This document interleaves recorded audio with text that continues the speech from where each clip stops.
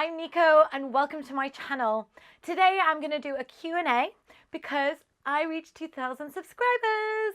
Yes, thank you all of you that have subscribed, and I'm really happy that you like to watch my videos and you wanted to subscribe to this channel. So I decided to reach out to you and ask you to ask me some questions. So let's get started. I've split them off into three sort of groups: personal, travel, and China. So first one is, where are you from and do you ever plan not to be abroad? I'm from the UK. I'm from the northeast of England in a little town near Newcastle. Do I ever plan not to be abroad? Well, the UK is a bit of a shit shower right now, and so I don't want to go back to the UK anytime soon. There's lots of places that I want to go, so as long as I can be, I will stay abroad. But who knows? Never say never, obviously. How old are you? Okay, how old am I? Well, how old do you think I am? Leave me a comment below and let me know how old you think I am. Be nice, okay? I'll give you a like if you get it right. When and how did you decide to start this We Are Nico project? So I started this project when I was traveling around South America, which was a couple of years ago. There was some information, but not loads of information about some of the places that we were going to. So I thought, hey, I'll start a blog and then people can read it and see. And then when we moved to China, we decided that we'd focus a lot more on making videos and doing the same thing, just sharing some information about things that we've learned here. So it's been going for a couple of years, but we've only got really serious with the videos for maybe a year now. So yeah. Share your partner's story with us. Yeah, my partner's story, the man behind the lens, that is Square Peg Media, otherwise known as Jack. Jack is from Nottingham. We met when we lived in Nottingham together back in 2012.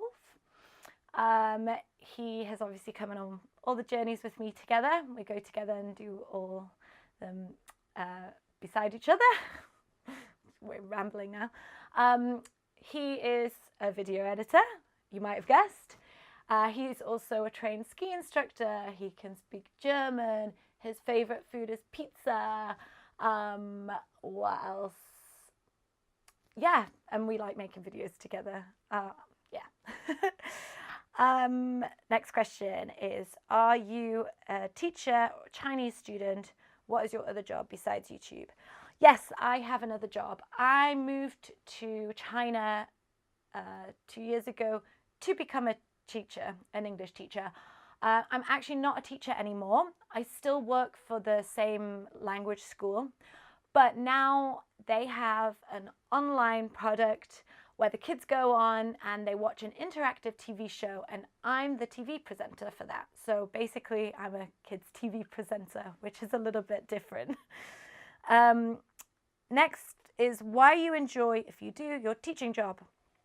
Obviously, I've just said that I'm not a teacher anymore, but when I was a teacher, obviously what I enjoyed the most was the kids. The kids here in China are just so cute. Honestly, they're adorable.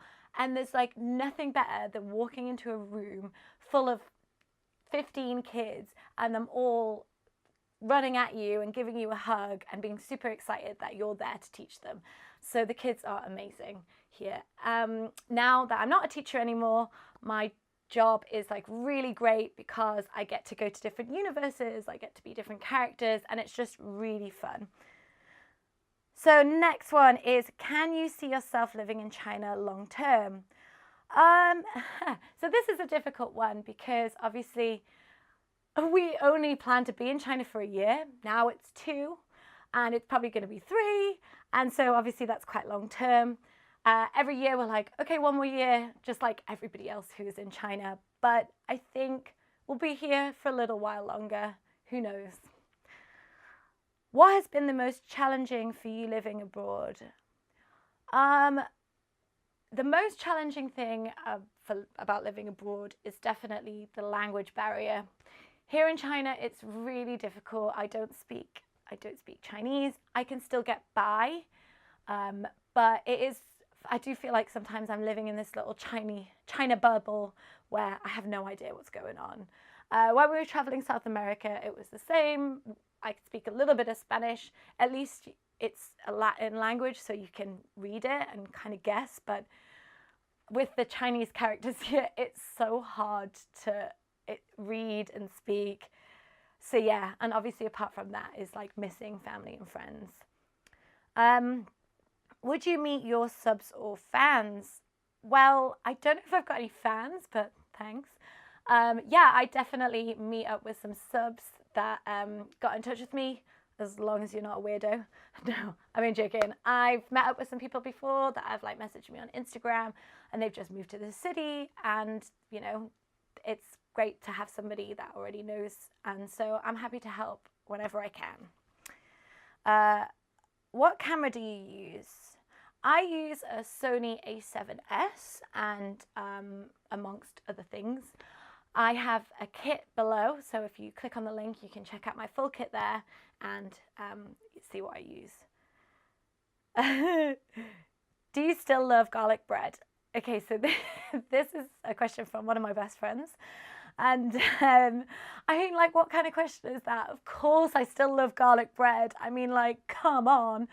Obviously here in China it's not quite the same, and it's a bit harder to come by, and sometimes it can be really disappointing because it's sweet. I mean, sweet garlic bread. So I don't have it with every meal like I used to back in the UK, but that's probably a good thing. Okay, let's have a look at some travel questions. There's not as many travel questions because China's got the most ones. Your number one go-to hiking gear. So I pretty much buy all my hiking stuff and travel stuff from Decathlon. Decathlon has stores all over the world, so it's great. You can always find things.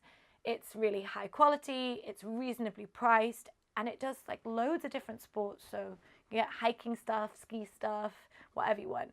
I don't really like the hiking trousers that you buy from places. They're not really me. So I just wear some sports leggings and the t-shirts that they have there, and get everything else from there. Yeah, it's great. Great shop. Hey, Decathlon, do you want to do a collaboration? I'm here, give me a shout. 5 must-dos in Japan. Okay, well, I've only been to Osaka and Kyoto, so I can't really comment on everything that you could do in Japan. I'd love to travel more of Japan because it was such an amazing country. So the 5 must-dos. Okay, that would be eat, eat, eat, eat, and eat. The food in Japan is just so amazing that I pretty much spent the whole time just eating. Eat everything. It's incredible. Yeah, they're my 5 must-dos. Eat. Okay, let's get on to some China questions. What's the one thing you like most about China? And someone asked me, what's your favorite thing about China? That's a really tough question. Obviously, there's loads that I like about China. Probably food, because there's so much good food, and because there's so much good food, there's so many good food smells. Like, China smells just so good. Everywhere you walk, it smells. It's just incredible. Also, I really like going to the park and seeing the women dance. So they also do this in like little community squares as well. There's loads of groups of women, and they get together and like play like a karaoke, and they dance in the street, and it's kind of like a Zumba thing, and it's just really fun and nice to watch. In the parks, loads of people go and sing and play games, and the older generation just hangs out at the park all the time, and it's just really nice to see. It just feels really, I don't know, it makes you feel really good inside. I also love that you can pay with everything on WeChat. It's incredible. I love that about China. So yeah, I know that wasn't one thing, but there are a few things. What's your favorite food? Oh God, that's possibly the hardest question. Food in China. That's possibly the hardest question that you could ask me, because there's so many good food in China. Oh, that's very difficult. I like noodles. I like dumplings. Obviously, I live in Beijing. I like Peking duck. I like Xinjiang food. I like China does really good vegetable dishes, like side dishes. They do this aubergine, cauliflower, beans. Oh, now I'm really hungry. Hang on, I need to get some food. No, I'm joking. Okay, next one is best cities in China for long-term travel, working, or traveling and tourism. That's so, I mean, China's just massive. It really depends on what you want. For living, I would tend to say to pick maybe like a slightly bigger city, so it's got more expats in, more to do, more people that might speak English, and restaurants and things like that. Obviously, Beijing and Shanghai are quite expensive places to live, and so you might not save as much money there. If you want to travel around, like Nanjing's a really good city because there's lots of other cities and places nearby to travel to, so you can go at the weekends. Beijing's quite far away from things. It's not the easiest. Shenzhen's great because it's like over the border to Hong Kong. It's got flights to all of Southeast Asia. So if you like to travel, that's another great one. If you like food, then I heard Chengdu and Chongqing are really good for food. But I've not been yet. Hopefully I'll get to go this year. Do your research if you want to move here and kind of go with your gut. Like I've lived in Nanjing and Beijing, and they're both great for different reasons, you know. It's hard to make that decision for you. Tell me what your favorite one is. What's your worst travel experience here in China? So generally I have quite good travel experiences here in China, but the one that stands out for me was last year for the October holidays. We were going to Inner Mongolia. I've got a video out, check it out. We were going to Inner Mongolia and we were getting the public bus. And it was a 7-hour bus. It was an unusually hot day. So it was very busy. There was no seats left. It was really hot. And the bus was going through the mountains. And yeah, somebody threw up on my boyfriend. It's really bad to laugh. I mean, it wasn't funny at the time. But yeah, someone threw up on him. And I wish I could say that that was the first time that that's happened in our lives. But it wasn't. I think that was the 3rd time that he's been sick on a bus. It happened in South America too. I'm laughing because it wasn't me. If it was me, I'd be really pissed off. But please hope that it's not me next time. Yeah, next is, have you ever been street snapped by one of the Beijing photographers, like in Sunliton? Yeah, I have. In Sunliton, there's like this mall place called Taikailu, and there's always loads of photographers there. I don't really understand why, because I don't feel like it's that interesting of a place. I guess it's really busy. So whenever I walk through there, I try and like look really nice because everybody's snapping photos of you. It's like paparazzi. It's weird. I also get asked for photos quite a lot in other places. Just Chinese people just really like to have photos with foreigners. So that happens quite a lot here, which is kind of cute. I don't mind. The next one is, do you run into working girls a lot? Or what do you do if they hit on your boyfriend? So I haven't actually, or maybe I'm just really naive to it. So I don't think I have. With regards to hitting on my boyfriend, that actually doesn't happen that much. I think the women in China are maybe a little bit put off by his big beard that he has. Actually, men here seem to find him more interesting, so I don't really have anything to worry about. What are the average costs of 1, 2, 3 bedroom apartments in Beijing? That's quite hard. It really depends on the area that you want to live in. 1 bedrooms can start from maybe like 7,000. 2 bedrooms, you could probably get around a similar sort of price, maybe a little bit more. And obviously it would be split normally with 2 people. 3 bedrooms are maybe like 12,000. and obviously you have above, and if it's split between 3 people, then you maybe pay like 4,000 rent. Yeah. Can you do a grocery haul and show prices? Yeah, I can, and I have a new video coming out in the next few weeks or months, depending on how long it takes to edit. And it's more specific cost of living about here in Beijing. I've already done one about Nanjing, so you can check that out. And this one's coming up soon, and it's about Beijing. And obviously, go to supermarket, and I can tell you loads of prices there. Price of transportation on trains to and from work. Again, I cover this in my films. In the cost of living film coming up. For me, my work is maybe 3 stops away, so it's the minimum charge, which is 3 kwai, which is about 33 pence. But then if you are going from one side of the city to the other, the maximum you're going to pay is 10 kwai, which is over £1 to get from in the entire metro in Beijing, which is really cheap for a capital city. Next one, again, another one about trains, transportation. It says, how much are the average high-speed train tickets? Again, it really depends on where you're going. Tianjin is just down the road, and I've got the price for in here. It's about 55 kwai, which is about £6 to get to Tianjin, and it takes 30 minutes, which is great.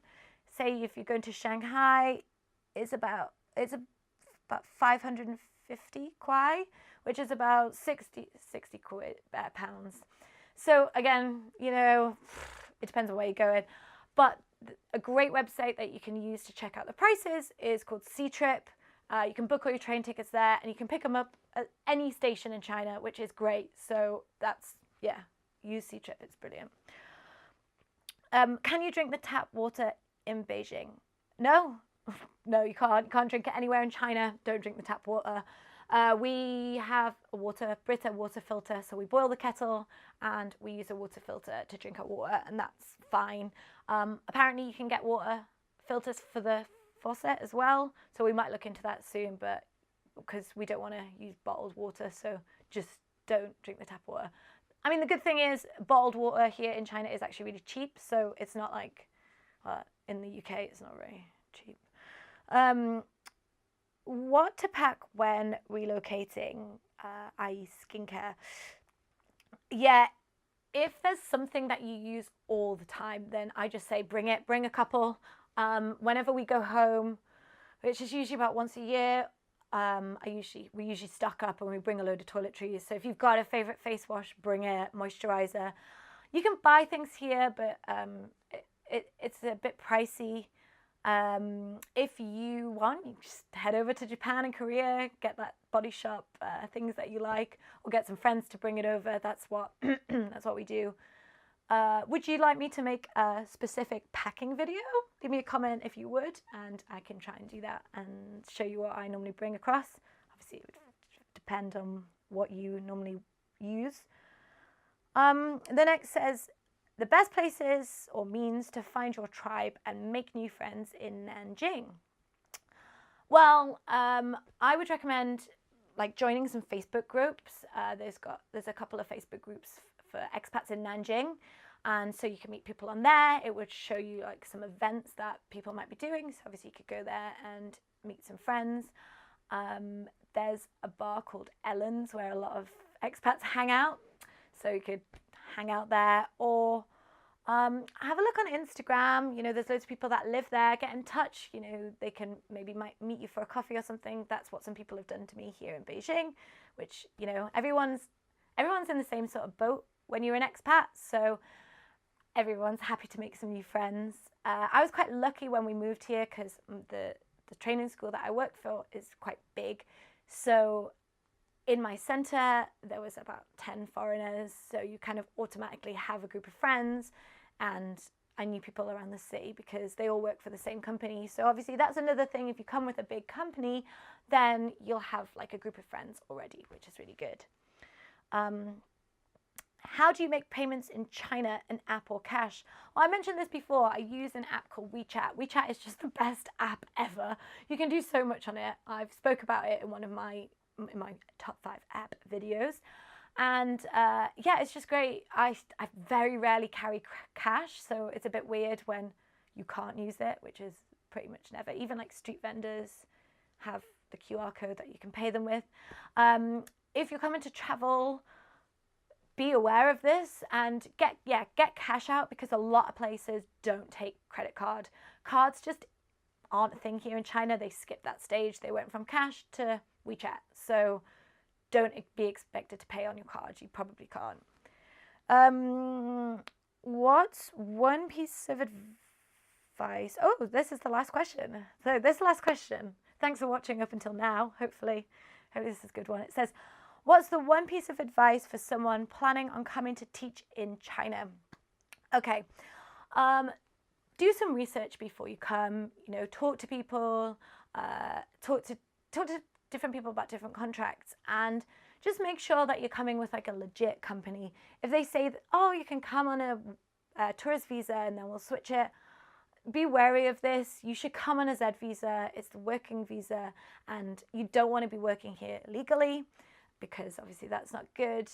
Ask around, make sure it's a good company to come and work for, and you know, go with your gut. If you kind of feel like it doesn't feel right, then you know, go with that feeling. You're the one who's going to know. This is more of a one for everyone as well.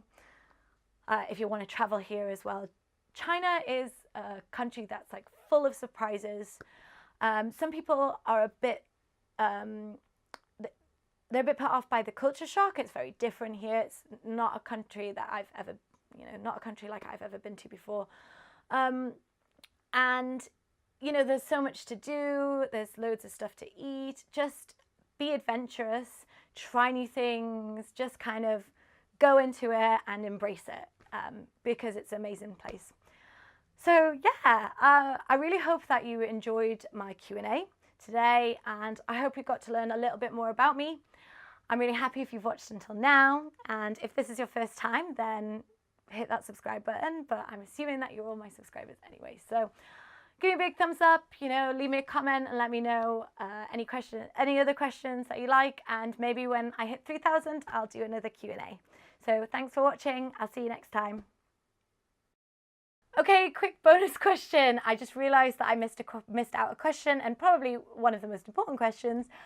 Somebody asked, well, a couple of people asked me, why did you move to China? Why did you pick China instead of other countries? We went traveling to South America. We were in South America for over a year. We were running out of money, and we thought, well, we had our TEFL course and we wanted to teach English. We thought it'd be a good way of, earning some money. We didn't want to go back to the UK and start again. So we thought, right, okay, what can we do? Should we stay in South America? And we thought, actually, no, let's just travel South America and then let's pick somewhere completely different, the opposite end of the scale. So I've always been quite interested in China. We thought, yeah, let's move to China. Let's go to China. And so we started looking into China, and there was loads of great opportunities here. At first we didn't want to move to Beijing, so we picked Nanjing. I'd never even heard of Nanjing before I came, but yeah, it was the right decision. We love it. China's amazing. And yeah, so there you go. I'm such an idiot. I can't believe I forgot that. Anyway, so let's say goodbye again. I'm really happy if you're still here and you've listened to me ramble on for however long I've been rambling on for. Okay, I'll see you next time.